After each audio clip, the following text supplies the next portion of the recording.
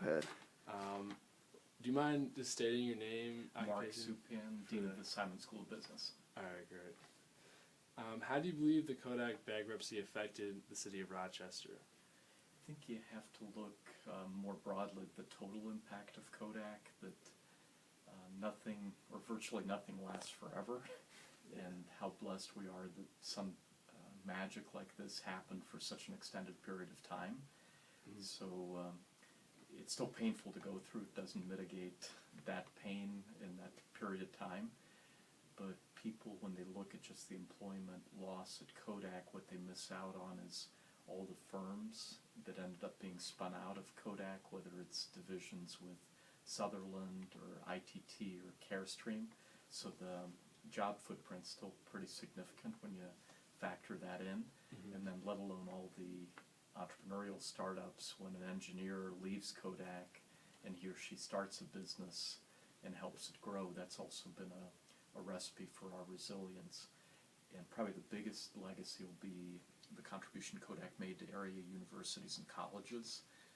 RIT, University of Rochester, George Eastman was the largest in real terms philanthropist to higher education, and we disproportionately benefited from that. And the impact U of R has on attracting students, research impact, starting ventures, he played a key role in making that happen.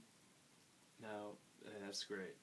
Now, why do you believe that Rochester's been able to carry on after Kodak when cities like Detroit haven't been? I think they're the special type of technology talent that it required more high-tech investment and the kind of people that Kodak brought here. And then I also think universities are a key part when you look at growth areas around the country.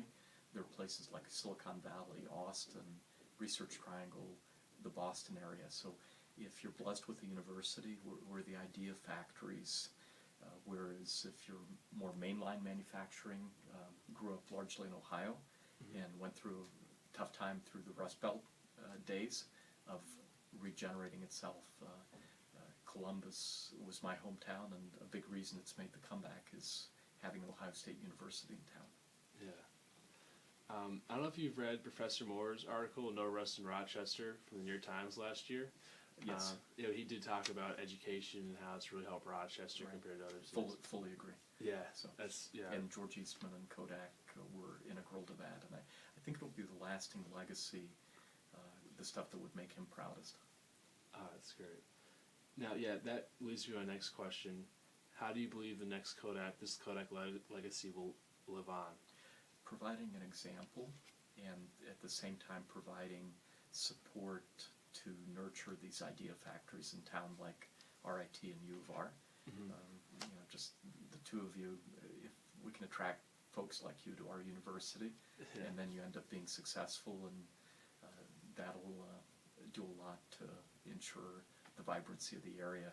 We're always struck with our MBAs how many want to stay in town, even though very few come from Rochester.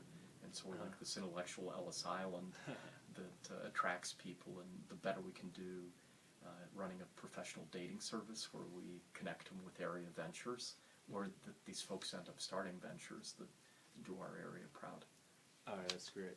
And just lastly, what's the most important lesson that could be learned from Kodak? That the relevant margin's always the future. That never, and the best way to deal with uncertainty is to create that future. What made Kodak strongest was the entrepreneurial spirit and figuring out how for the masses to make the miracle of photography possible. It gets more competitive, the technology changes. There's only one firm from the initial Dow Jones Industrial Index 100 years ago that still survives. It's General Electric. So it's real hard to sustain something good for over 100 years, and that's going to become even harder is the prediction. But Kodak was able to capture that magic, and how you can keep pointed on the biggest lesson to the next generation. It's not just Kodak, we all face the Kodak problem. Each of us are going to have to recreate ourselves. We've done alumni events the last few days in places like Austin and Dallas and Houston, and alums that have been with Enron or with EDS or with Dell and the challenges it's facing right now, or Hewlett Packard. all of them face the Kodak problem, and how do we point toward the future and recreate ourselves. Okay. All right.